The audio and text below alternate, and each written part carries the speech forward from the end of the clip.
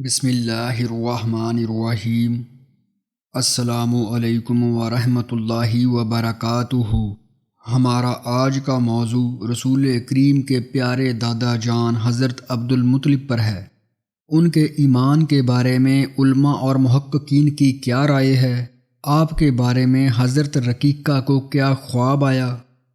اور آپ نے اپنی وفات کے وقت اپنی بیٹیوں کو کیا کہا؟ اپنے موضوع کی طرف بڑھنے سے پہلے ہماری تمام احباب سے گزارش ہے، ایسی مزید ویڈیوز دیکھنے کے لیے ہمارے چینل کو لائک، سبسکرائب اور شیئر ضرور کیجیے۔ تمام قسم کی حمد و ثنا اللہ تعالیٰ کے لیے ہے جو تمام جہانوں کا خالق و مالک ہے، اور اس کے پیارے حبیب حضرت محمد صلی اللہ علیہ وآلہ وسلم پر بے حد و حساب درود و سلام ہو۔ معزز ناظرین، رسول کریم کی والدہ ماجدہ کی وفات کے بعد آپ کی کفالت آپ کے دادا جان حضرت عبد المطلب نے کی۔ انہوں نے اپنا سارا پیار اور اپنی ساری توجہ آپ کے لیے وقف کر دی، اپنی جان سے زیادہ آپ کو پیار کرتے تھے اور آپ کا بے حد و حساب خیال رکھتے، اور فرماتے میرا یہ بیٹا ایک دن بہت اونچی شان والا ہوگا۔ ناظرین، حضرت عبد المطلب کے ایمان کے بارے میں علماء اور محققین کی رائے یہ ہے۔ امام سہیلی رحمۃ اللہ علیہ نے لکھا ہے کہ حضرت عبد المطلب تک دعوت حق پہنچی ہی نہیں۔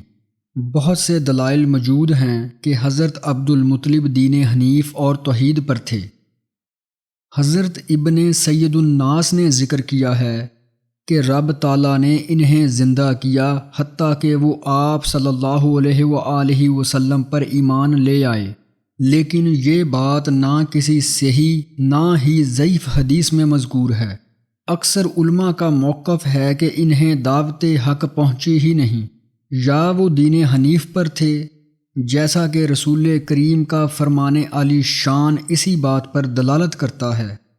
آپ نے فرمایا میرے جد امجد کو بادشاہوں اور اشراف کے لباس میں اٹھایا جائے گا، ان کے لیے ان بشارتوں کی وجہ سے جو انہوں نے علماء یہود اور کہنوں سے سنی تھی۔ بعض علماء کرام نے بحیرہ راہب کو بھی صحابہ میں شمار کیا ہے، اگرچہ محققین علماء کے نزدیک صحبت ثابت نہیں، کیونکہ صحابی ہونے کے لیے بعثت کے بعد رسول کریم کی رفاقت شرط ہے، اور حضرت عبد المطلب سے ایسی بہت سی روایات منقول ہیں جو اس بات کا تقاضا کرتی ہیں کہ انہوں نے رسول کریم کی نبوت کو پہچان لیا تھا۔ ناظرین، ان روایات میں سے بعض پیش کرتا ہوں۔ بنو مدلج قیافہ شناسی میں معروف تھے، وہ علامات اور نشانیوں سے اندازہ لگا لیتے۔ انہوں نے حضرت عبد المطلب کو رسول کریم کے متعلق فرمایا ان کی خوب حفاظت کرو، ان کے قدم مبارک سے بڑھ کر ہم کسی اور شخص کا قدم نہیں پاتے جو حضرت ابراہیم علیہ السلام کے اس قدم مبارک کے مشابہ ہو جو مقام ابراہیمی پر ہے۔ حضرت عبد المطلب حجر میں سوئے ہوئے تھے، ان کے پاس عیسائیوں کا بڑا پادری بیٹھا ہوا تھا۔ اس پادری نے بتایا ہم ایک نبی تقی کے اوصاف اپنی کتب میں پاتے ہیں، اس شہر مکہ کو ان کی جائے ولادت بننے کا شرف ملے گا، ان کے اوصاف یہ ہیں۔ تب اسے رسول کریم کے پاس لایا گیا تو اس نے آپ کو دیکھا، آپ کی آنکھوں میں دیکھا، قمر انور اور قدم مبارک کو دیکھا تو وہ پکار اٹھا یہ وہی ہیں، اور حضرت عبد المطلب سے کہنے لگا یہ تمہارے کیا لگتے ہیں؟ حضرت عبد المطلب نے کہا یہ میرے بیٹے ہیں۔ تب اس پادری نے کہا ہمارے علم کے مطابق ان کے والد گرامی کو باحیات نہیں ہونا چاہیے۔ تب حضرت عبد المطلب نے فرمایا یہ میرے پوتے ہیں، ابھی یہ اپنی والدہ کے صدفے بطن ہی میں تھے کہ ان کے والد ماجد کا انتقال ہو گیا۔ اس پر وہ پادری کہنے لگا تم نے سچ بولا ہے۔ پھر حضرت عبد المطلب نے اپنے بیٹوں سے کہا اپنے اس بھتیجے کی خوب حفاظت کرو، کیا تم سن نہیں رہے کہ ان کے متعلق کیا کہا جا رہا ہے؟ حضرت ایمن سے روایت ہے، انہوں نے فرمایا رسول کریم کی دیکھ بھال اور نگرانی میرے ذمہ تھی۔ ایک دن میں رسول کریم کی دیکھ بھال اور نگرانی سے غافل ہو گئی۔ مجھے اس وقت معلوم ہوا جب حضرت عبد المطلب میرے سر پر کھڑے یوں کہہ رہے ہیں، اے ایمن۔ میں نے عرض کی لبیک، تو انہوں نے فرمایا جانتی ہو مجھے یہ نور نظر کہاں سے ملا ہے؟ میں نے عرض کی نہیں۔ تب انہوں نے فرمایا یہ مجھے بیری کے درخت کے پاس بچوں کے ساتھ نظر آئے ہیں۔ میرے اس لخت جگر سے غافل نہ ہوا کرو۔ اہل کتاب کا گمان ہے کہ یہ اس امت مرحومہ کے نبی ہیں، میں ان سے اس کے متعلق امن میں نہیں ہوں۔ جب بھی حضرت عبد المطلب کھانا کھانے لگتے تو فرماتے میرے نور نظر کو میرے پاس لے آؤ۔ آپ کو اپنے پہلو میں بٹھا لیتے، بعض اوقات اپنی ران پر بٹھا لیتے، عمدہ ترین کھانا آپ کو پیش کرتے اور آپ کا ہر طرح سے خیال رکھتے۔ خانہ کعبہ کے پاس جو آپ کا تکیہ لگا ہوتا، اس پر رسول کریم کے علاوہ کسی کو بھی بیٹھنے کی اجازت نہ تھی، اور اپنے نور نظر کو دیکھ کر فرماتے میرے اس بیٹے کی شان بہت بلند ہوگی۔ معزز ناظرین، اب ذکر کرتے ہیں حضرت رقیقہ کے خواب کا جو ان کو حضرت عبد المطلب کے بارے میں آیا تھا۔ بعض علماء اور محققین کی رائے کے مطابق حضرت رقیقہ نے اسلام کا زمانہ پایا ہے اور مرتبہ صحابیت پر فائز ہوئی ہیں۔ انہوں نے کہا کہ قریش کو کئی سال قحط سالی کا سامنا کرنا پڑا، ان کے اموال ختم ہو گئے، وہ ہلاکت کے گڑھے میں گرنے ہی والے تھے کہ میں نے خواب میں کسی کو کہتے ہوئے سنا، اے گروہ قریش، یہ نبی کریم تم میں مابعوث ہونے ہی والے ہیں، ان کے ظہور کا وقت قریب آ گیا ہے، تم پر شادابی اور ابر رحمت کا دور آنے والا ہے۔ تم اپنے میں سے ایک ایسا شخص تلاش کرو جو نسب میں سب سے بلند ہو، طویل اور بڑے جسم والا ہو، اس کی رنگت سفید ہو، اس کی آبروئیں ملی ہوئی ہوں، اس کی پلکوں کے بال لمبے ہوں، اس کے رخساروں پر بال نہ ہوں، اس کی ناک نرم و نازک ہو۔ وہ شخص بھی باہر نکلے، اس کی ساری اولاد باہر نکلے، ہر قبیلہ سے ایک ایک شخص باہر نکلے، وہ صاف ستھرے ہوں، خوشبوئیں لگائیں، پھر حجر اسود کو بوسہ دیں، پھر کوہ ابی قبیس پر چڑھیں، یہ شخص ان سے آگے بڑھے، یہ ابر رحمت کی التجا کریں، دوسرے لوگ اس کی دعا پر آمین کہیں، پھر تم پر باران رحمت نازل کی جائے گی۔ حضرت رقیقہ فرماتی ہیں کہ صبح کے وقت یہ خواب میں نے قریش مکہ کو سنایا، انہوں نے غور و فکر کیا، انہوں نے یہ سارے اوصاف حضرت عبد المطلب میں پائے، سارے قریش ان کے پاس جمع ہو گئے، ہر قبیلہ سے ایک ایک شخص نکلا، انہوں نے اسی طرح کیا جس طرح خواب میں حضرت رقیقہ سے کہا گیا، پھر وہ کوہ ابی قبیس پر چڑھ گئے، ان کے ہمراہ رسول کریم کی ذات والا بھی تھی، آپ ابھی معصوم بچپن میں تھے۔ حضرت عبد المطلب آگے بڑھے، انہوں نے عرض کی، مولا یہ سارے تیرے بندے اور بندیاں ہیں، تیری بندیوں کے بیٹے ہیں، تو دیکھ رہا ہے کہ ہمیں کیسے حالات کا سامنا ہے، مسلسل کئی سالوں سے قحط سالی کا سامنا ہے، گائے، اونٹ، گھوڑے، خچر اور گدھے ناپید ہو گئے، اب جانوں کے لالے پڑ گئے ہیں، ہم سے یہ قحط سالی ختم فرما، ہم پر ابر رحمت اور شادابی نازل فرما۔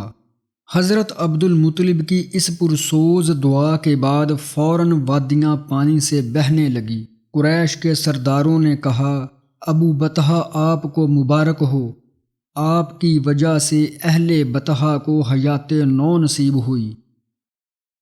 حضرت رقیقہ نے اس واقعہ کے متعلق یہ اشعار کہے جن کا اردو ترجمہ یہ ہے، حضرت عبد المطلب کے طفیل رب تعالیٰ نے ہم پر ابر کرم نازل کیا، حالانکہ ہم بارش سے محروم تھے اور سحاب رحمت منقطع تھا۔ جونی جگہ کی ساری راہیں پانی سے بہہ پڑی، اس کی وجہ سے جانوروں اور درختوں کو حیات نو نصیب ہوئی۔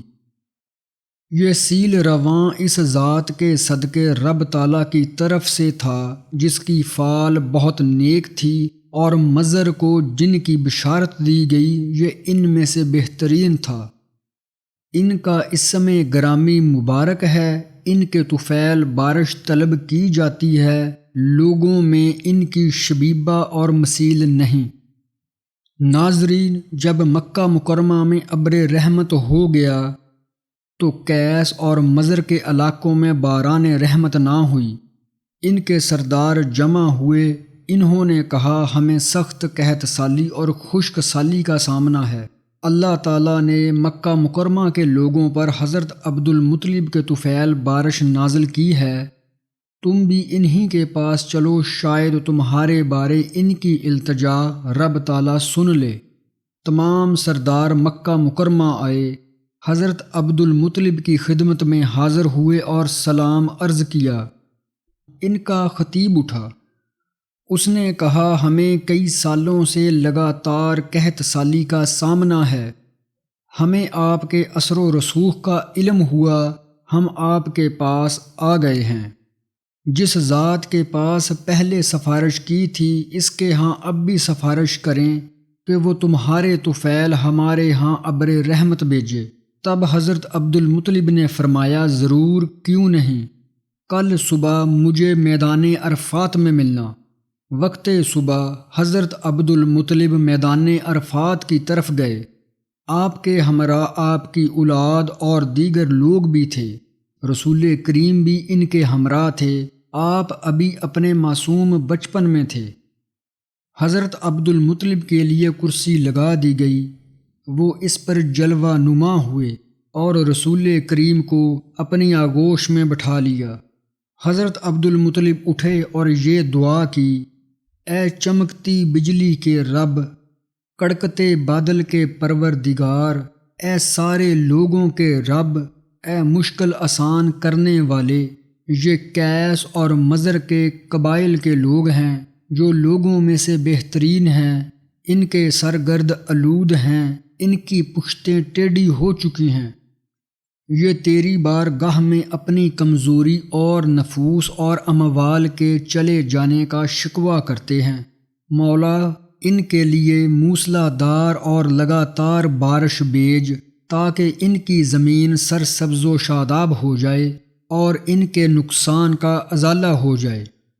ابھی حضرت عبد المطلب کی دعا پوری نہیں ہوئی تھی کہ بادل اٹھا اور گرج چمک کے ساتھ کیس اور مضر کی زمینوں کی طرف بڑھا۔ تب حضرت عبد المطلب نے کیس اور مضر کے قبائل سے کہا واپس لوٹ چلو، تمہیں سیراب کیا جا چکا ہے۔ جب وہ واپس پہنچے تو ان کے علاقہ میں باران رحمت نازل ہو چکی تھی۔ ناظرین، علامہ ابن جوزی نے ذکر کیا ہے کہ جب رسول کریم کی عمر مبارک 7 سال ہوئی تو آپ کو عشوب چشم ہو گیا۔ مکہ مکرمہ میں سارے علاج کرائے گئے لیکن افاقہ نہ ہوا۔ حضرت عبد المطلب سے عرض کی گئی، عکاظ کے گرد و نواح میں ایک راہب ہے جو آنکھوں کا علاج کرتا ہے۔ حضرت عبد المطلب سوار ہو کے اس تک پہنچے، اس کا گرجا بند تھا۔ حضرت عبد المطلب نے اسے آواز دی مگر اس نے جواب نہ دیا۔ اسی اثناء میں اس کا گرجا لرزنے لگا، اسے خطرہ لاحق ہوا کہ یہ ابھی اس پر گر جائے گا۔ تب راہب جلدی جلدی باہر نکلا، اس نے کہا، اے عبد المطلب، یہ مبارک بچہ اس امت مرحومہ کا نبی ہے، اگر میں تمہاری طرف نہ نکلتا تو یہ گرجا مجھ پر گر پڑتا، اسے واپس لے جاؤ، اس کی خوب حفاظت کرو، اہل کتاب اسے شہید نہ کر دیں۔ پھر اس نے آپ کا علاج کیا۔ ایک دوسری روایت میں ہے، اس راہب نے ایک صحیفہ نکالا، وہ کبھی رسول کریم کی طرف اور کبھی اس صحیفہ کی طرف دیکھتا۔ پھر اس نے کہا اللہ کی قسم یہ خاتم النبیین ہیں۔ پھر اس نے کہا عبد المطلب کیا انہیں آشوب چشم ہے؟ انہوں نے فرمایا ہاں۔ اس راہب نے کہا ان کی دعا ان کے پاس ہی ہے، ان کا لعاب دہن لے کر ان کی چشمان مقدس پر لگاؤ۔ حضرت عبد المطلب نے اس طرح کیا تو رسول کریم اسی وقت صحت یاب ہو گئے۔